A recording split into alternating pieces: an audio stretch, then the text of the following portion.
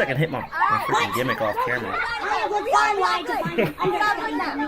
Don't want the HOC Somebody to... looks just like me, I look far wide. It's a good stunt double. Trying to upload I'm them. pretty sure that he's you, big boy Patty. Yo, sorry about that. This is a newer podcast. We keeping it real. But part 2, because I got my dog here, so I really wanted to get through some of this stuff so we can get this podcast getting off the feet, get it going. So we were just leaving off with talking about some wrestling, but I did have a funny segue that I wanted to get into, which is honestly what I promoted. It was the marquee for this podcast, was talking about anime. So first question was, what got you into anime? Just to get a little bit of a grasp. Honestly, I don't know or remember like what truly got me into anime. I mean, the more I reflected on it, like as I got into it as an adult, I realized I've been watching anime my whole life, because I'm pretty sure I was one of those anime haters as a teenager, and then realized I've always liked anime because I realized I loved Yu-Gi-Oh, Digimon, Pokemon, Dragon Ball Z, and at the time I was like, those aren't animes, those are just cool cartoons, and everybody's like, bro, that's anime, and I'm like, well, I looked more into it. I think after that realization is when I started looking into it more. I always gave animes a shot, but I really didn't truly fall in love with anime until about, I want to say, 3 or so years ago, which is always a shock to people, but it's the amount that I consumed in such a short amount of time, which is where it made sense. But like, I was watching the first one that I was like, I call Dragon Ball Z the gateway drug to anime. Yes. Like, it's not the great. Everybody asks like, why isn't it the greatest of all time? I go, it's the reason why the other ones exist. Like, it can't be the greatest. It's just the father of anime, in my opinion. Because Dragon Ball Z is such a gateway for so many people that is like, oh, I love this, and then you go into other stuff. But the one for me that opened the door after Dragon Ball Z will always and forever be Full Metal Alchemist Brotherhood. Fair. Which Fair. At one point when I watched it, I was like, this is the greatest anime I've ever seen in my life. And I've watched other ones, and I have Full Metal Alchemist Brotherhood and Demon Slayer are the only 2 animes I didn't before. At one point I hated rewatching, because I'm like, there's so much stuff out there, I'd rather watch new stuff and keep going and keep learning other stuff. But I just started getting into rewatching stuff over the last like year or so. So Full Metal Alchemist Brotherhood and Demon Slayer are the only animes I have ever watched more than once. I've watched like scattered episodes of Attack on Titan more than once, but when it comes to full animes, those are the only 2 I've watched from start to finish multiple times. That's fair, and I completely agree with Dragon Ball Z, because what's so funny is Dragon Ball Z like invented a genre almost of anime. Like, it invented so many like tropes, and it wasn't even meant to be that. Like, I love when people talk about like the original Dragon Ball, because original Dragon Ball was like, it was like slapstick comedy, and it was just pretty much like this weird kid with a tail, and they're kind of just finding the Dragon Balls, and then it was way more perverted than Dragon Ball Z was too, which Dragon Ball Z is a little unhinged as well though.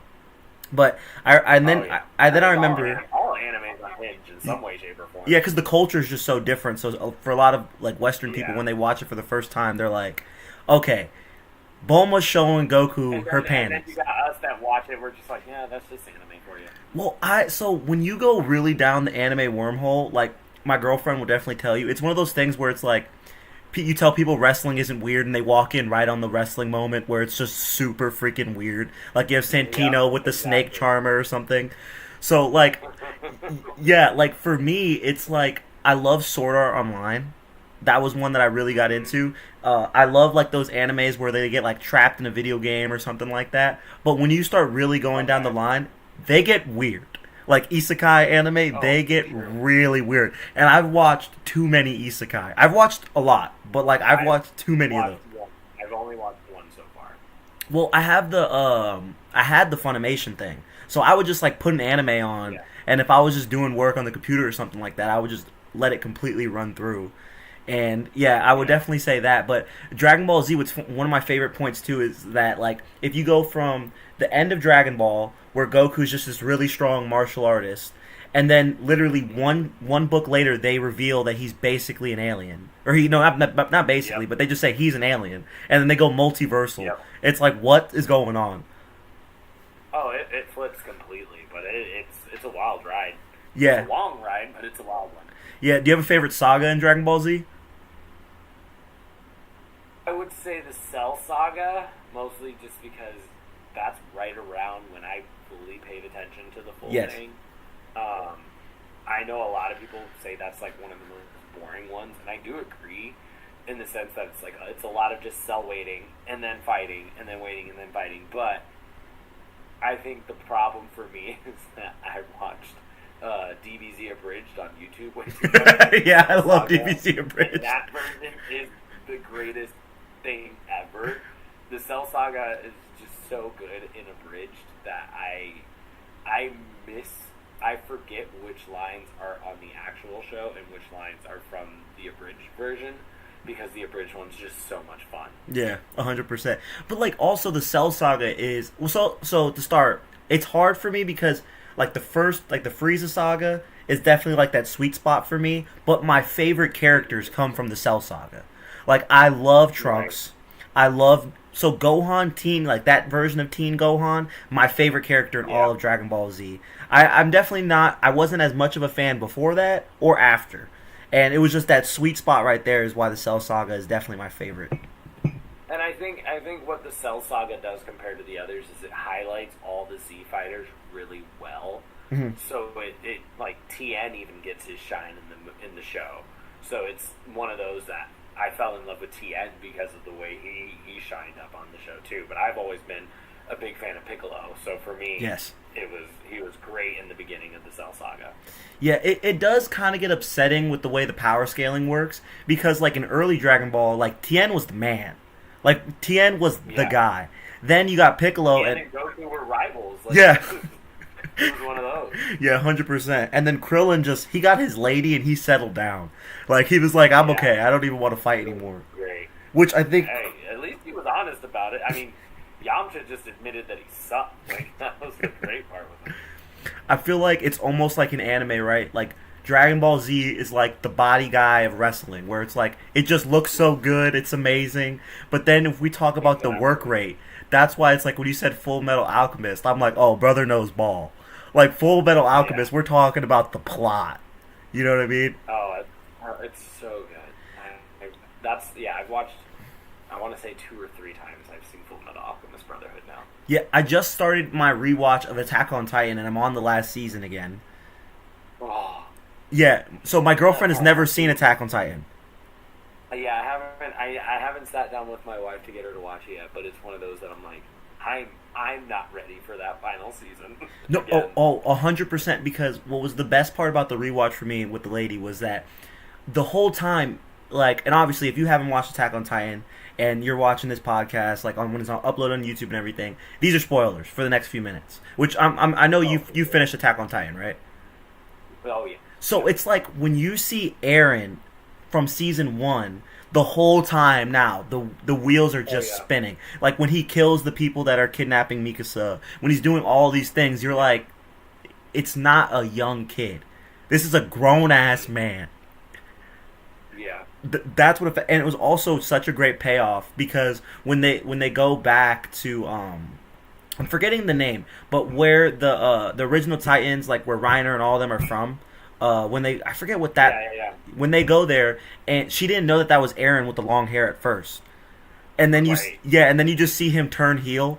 I mean, that was like definitely one of the best moments. The big reveal was wild. Yeah, the only thing is for me in the final season, it was Hanji's sacrifice at the end. Oh, I bawled my eyes out crying. Yeah, she was one of my favorite characters on the show. She was like, I would say like top 2 favorite characters on the show. Yeah. The only one above her was Reiner. Yeah. Which I forgot how much I liked Reiner until I did this rewatch. Because he has one of the best like comeback stories throughout the entire show. Yes. Oh, I don't think a lot of people realize it, and I noticed it right away. I was like, he has such a good story from start to finish. The finish of Attack on Titan.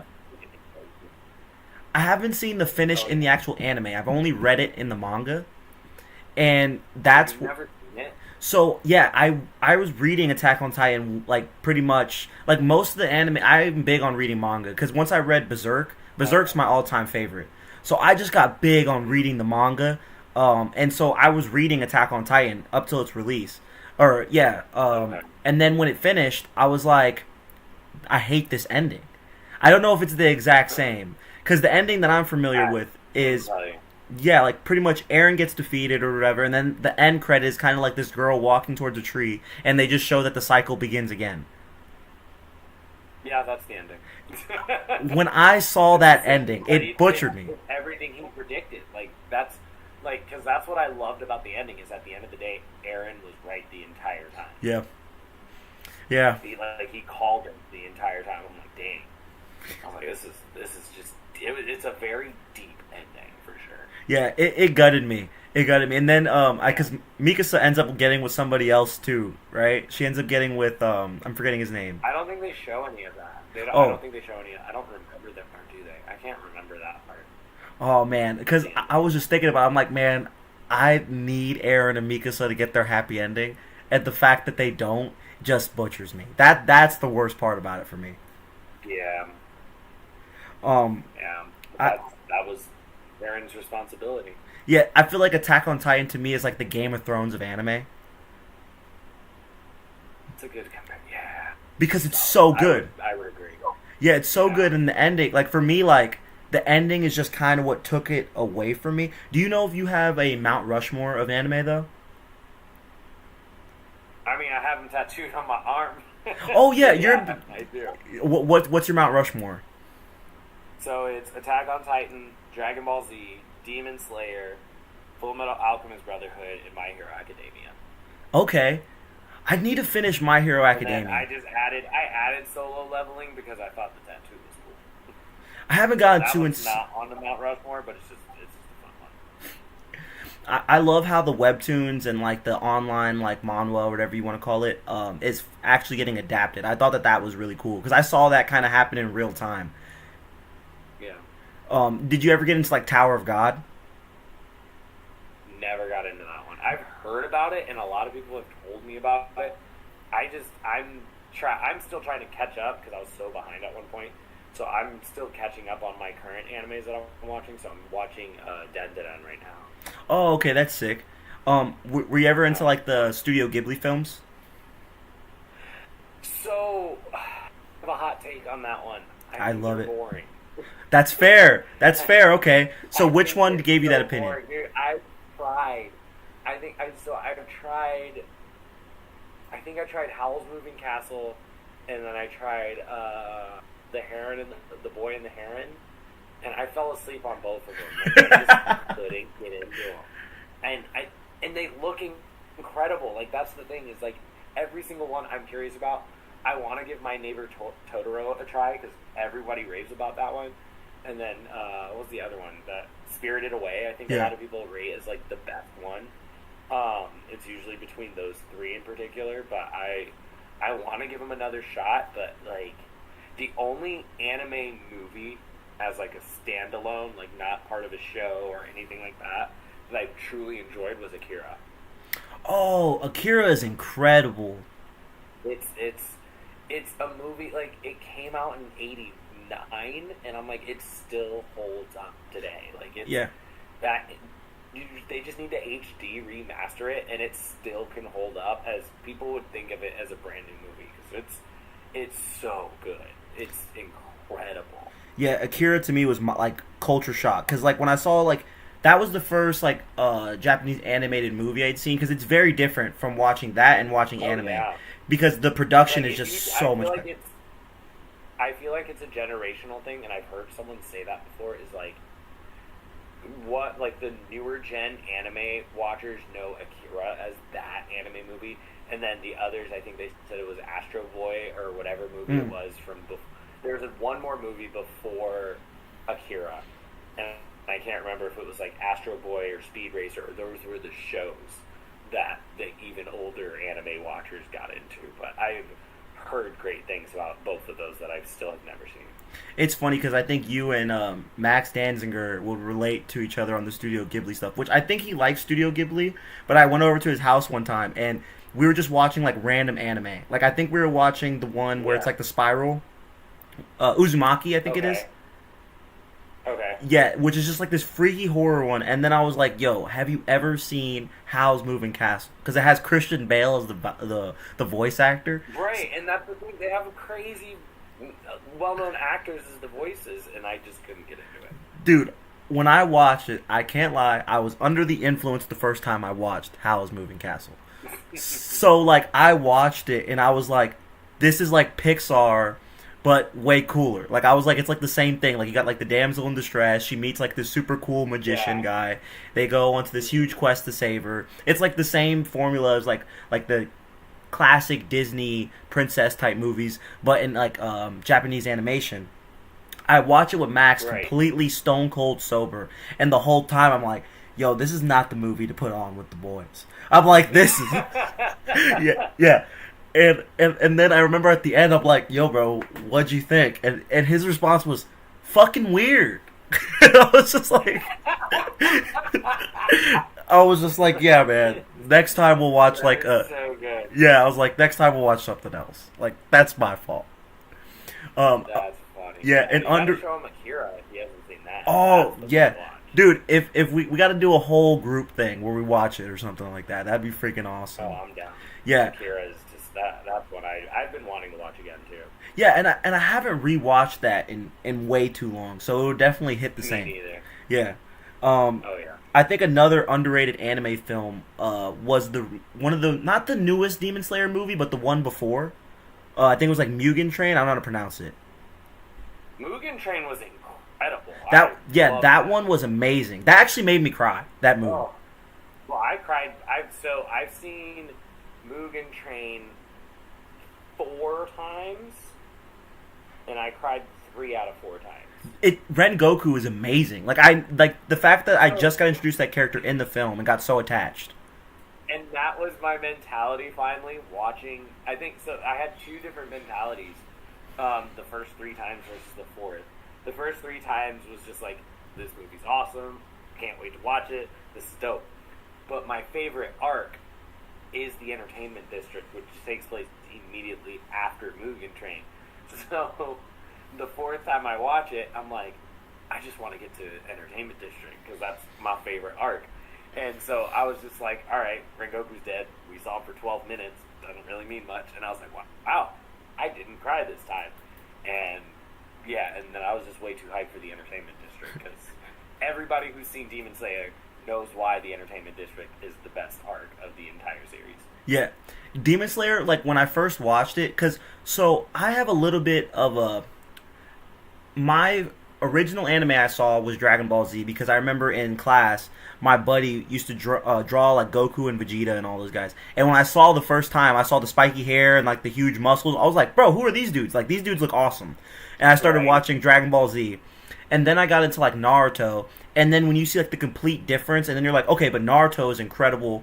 And it's like, okay, this is like Marvel and DC to me. When I saw Demon Slayer for the first time, it was like one of the only other times in like a shonen that I got another feeling of like, this is something completely new to me and incredible at the same time. Oh yeah.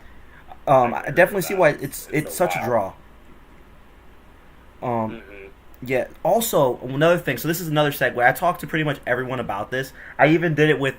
So shout out to Chris Page and their podcast, because they pretty much are helping promote this whole thing. They're the ones that helped me set up this thing. The reason I even got into podcasting, which is still pretty new, was because I went on his podcast. We're supposed to interview me and talk about wrestling. We didn't talk about me one time. We talked about horror movies the whole entire time. Yeah, no, and so we did a little horror show, and we started watching horror movies together like every week, which are going to be returning, so hopefully next week. Yeah, I think you told me about that. Yeah, so I saw your Terrifier gear lately, and huge pop on that. That gear is awesome. I think Cody made that, right, JCJ? Yeah, so funny story about that. So I wasn't planning on getting any new gear anytime soon because I have plenty of gear made by Cody, of course. He's like my exclusive gear maker. He's the man. Ever. He's so good. So I see him because I follow. If you don't follow him, he has multiple pages. So he has JCJ and then JCJ Gear and JCJ Basics.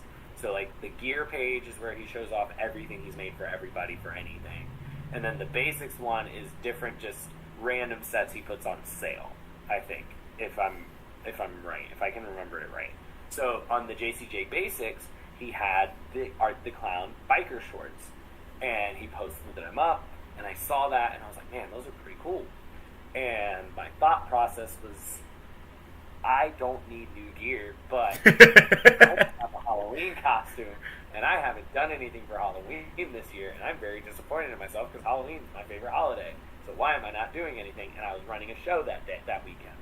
So I hit up Cody and I go, hey, what about these shorts? And so we start talking about it, and I was just like, is there any way, because I saw what it was, and usually it's one of those buy and get it as is, and I was like, is there any way we can turn those into a little bit longer? Because I'm not the biggest fan of trunks or bikers. Mm-hmm. But I said, if we do the bikers, that's fine. I said, I just don't think the world's ready for Mikey spandex and biker shorts. These thighs ain't ready for that. So we find a way to turn them into capris. And he was like, I can have them ready for you. And I was like, all right, screw it, let's do it. And I just asked him, I was like, can you throw the art logo on there? And he's like, which one do you want? So I sent him the image of the album cover work of art by Ice Nine Kills. Yes. That was the one I wanted on Yes. there, because that's like my favorite song right now. So I sent that to him, and as soon as I was like, hey, I was like, don't worry about shipping, have somebody pick it up that's going to be at my show on November 1st. And so thank you, shout out to Tyler, Uriah, and Logan, because they grabbed it for me and were able to get it to me in time. And yeah, it's basically my new favorite set of gear.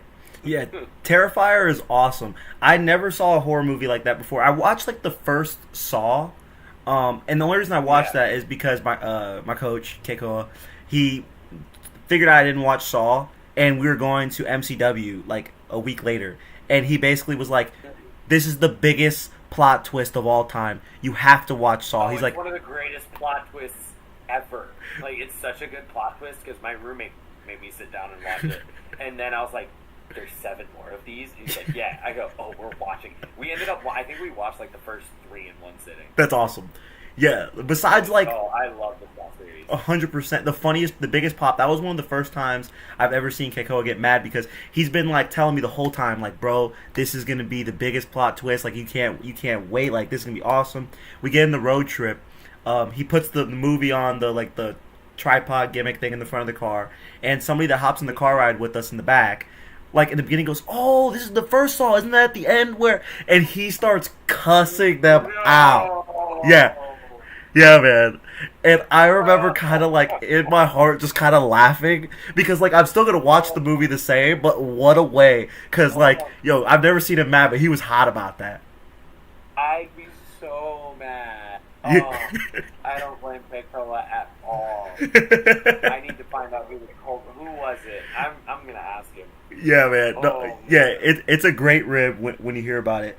So that is awful. So in horror movies, are you into like slashers or like more like haunted type of horror movies? So I go through different stints. I like slashers. I like this, like, I call it the Blumhouse effect, where they like kind of turn into like comedies too. Because Blumhouse does it the most that I've noticed. Mm-hmm. So I like those kind of like slasher comedy-esque ones. I dipped a little into the supernatural stuff, but I also don't like stuff that messes with demons and the devil and stuff. It kind of freaks me out. Yeah. But I watched like the Conjuring series. I watched all of those because I thought those were just really well done. Mm-hmm. I like the mystery thriller types, because those are just like fun, try to figure out what in the world is going on type movies. But I didn't watch that many horror movies this year, because even like the Terrifier series, I've only seen the first one, and I loved it, and I have the other 2 saved. I just haven't gotten around to seeing them yet. The second Terrifier, the way I describe it is like Terrifier, in my opinion, could have never made another one after the second movie, because you just got to watch it. I'm not going to spoil anything, but I heard nothing but great things about 2. Yeah. Terrifier 2 is what made me, like, the first time I watched Terrifier, it was, like, so jarring, because I'm like, okay, I've never seen, like, somebody just murder someone like this. Like, I think he turned somebody's head into, like, a pumpkin or something like that in the first movie. Mm-hmm. And then the second one, it just has a way better cast of characters. The production's better. The second one is amazing. Yeah. I'm kind of the same way, where it's like when I watch Scream, those movies, I'm like, yeah, I'm not really terrified of Ghostface, because I'm going to get a Glock, I'm going to get a gun, I'm standing in a corner, and I'm not losing against Ghostface. I'm not moving. But, like, when you deal with, like, The Nun or something like that, like, brother, I'm out of my realms. Like, there's nothing I could do. Yeah. I'm big into, like, the Chucky movies. I just recently watched all of those again. I heard the show was really good, too. But that was one of those a lot of people said, like, it started off as a horror movie and it fell more towards that comedy slasher vibe, too. Yeah. But I've heard great things. I heard the show's really good. Yeah, that's kind of why I like the Chucky movies, because, like, the first Chucky movie, they're just going for this doll is killing people, but he was still, like, really provocative. Like, when they actually like, when they picked him up for the first time, she was like, okay, he has no batteries, but he's been moving, I'm putting him in this fireplace. She picks him up, and he's like, fuck you beach, put me down. And then it was like, oh, that's a big pop. Like, I see Chucky's personality. Yeah. But by, like, the fourth Chucky movie, Chucky's ex, like, wife, like, when he was actually a person and not, like, stuck inside this doll, she basically reassembles him for, like, the third or fourth time. She ends up being trapped in a doll. And then the next movie, they actually have a child that's another doll, and his name's Shitface. And it's just, like, it's just a complete comedy movie. That's just, come on. Yeah, no, 100%. One of the other questions, because we kind of got off the anime thing, and after these last few questions, I think we're going to start wrapping it up. But one thing I wanted to know was with, like, anime and stuff like that, because for me, when I first started getting into wrestling, I'm not going to lie, based my character, which I was a butcher at the time, so my coaches suggested for me to do a farm type gimmick because I worked on a farm. But I was like, I'm down to wear a hat because I love Luffy. Luffy's my guy. And then I just wanted to cut, like, Naruto promos. So how did, like, anime, like, did it ever, like, maybe it didn't, maybe it did it ever relate to your wrestling character, like, influencing the way you go about things? So it did more so in the ways of, like, types of gear I wanted. Yeah. One of the big compliments I always got from people was that I looked like an anime character come to life, and I'm like, that's a huge compliment on my end. So a lot of my gear designing is inspired by anime. So I have literal gear designed just like All Might. So I have his lower bottoms from his Golden Age, and then the top is from his Silver Age where he had the cape. So I had both of those made as a type of gear for me for wrestling. And then a lot of people don't know or realize this one because we kind of tweaked it a bit. My ring jacket, I have a yellow gear that I don't wear too often because it's very expensive and I don't want it to be messed up.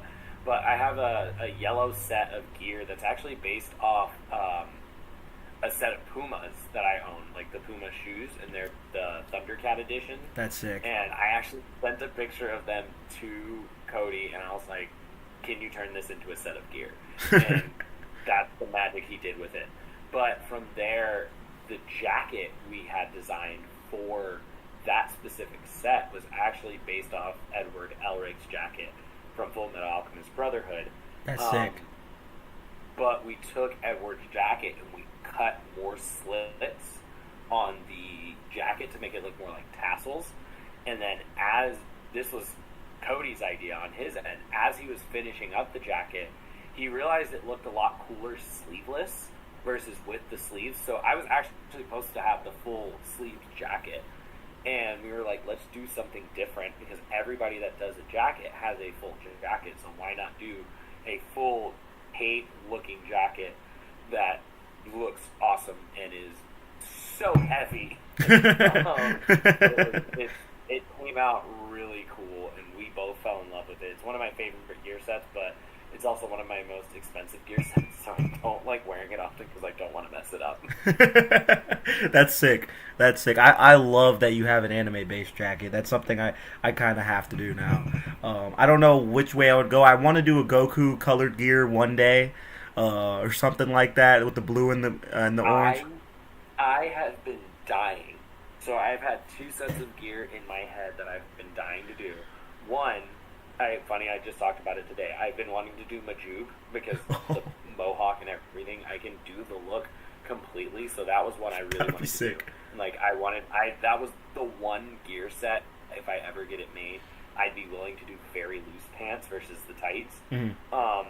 And then the second one I've been dying to do as a full gear set, but I know would cost way more than my Thundercat gear, is a full set just basically recreating Piccolo's gear. Oh, so I would okay. do everything from except I wouldn't do the turban. I would turn that into a hood, and I was gonna do head to toe full set purple tights with I would want the full jacket, like turn that kind of look into a jacket look as well. That'd be freaking sick.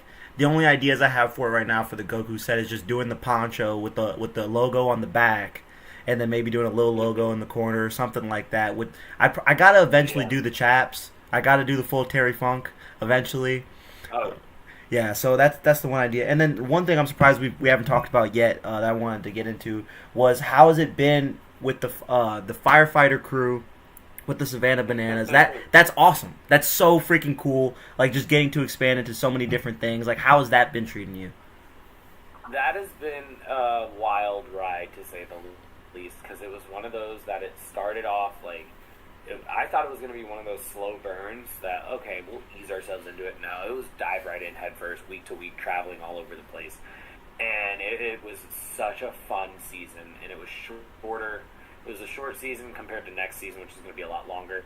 But it was some of the most fun I ever had, and it was one of the biggest realizations that I don't have to pigeonhole myself anymore into being just a professional wrestler. Like I don't, of course, I consider myself a pro wrestler, but like if I had to categorize myself at this point, I'm an entertainer.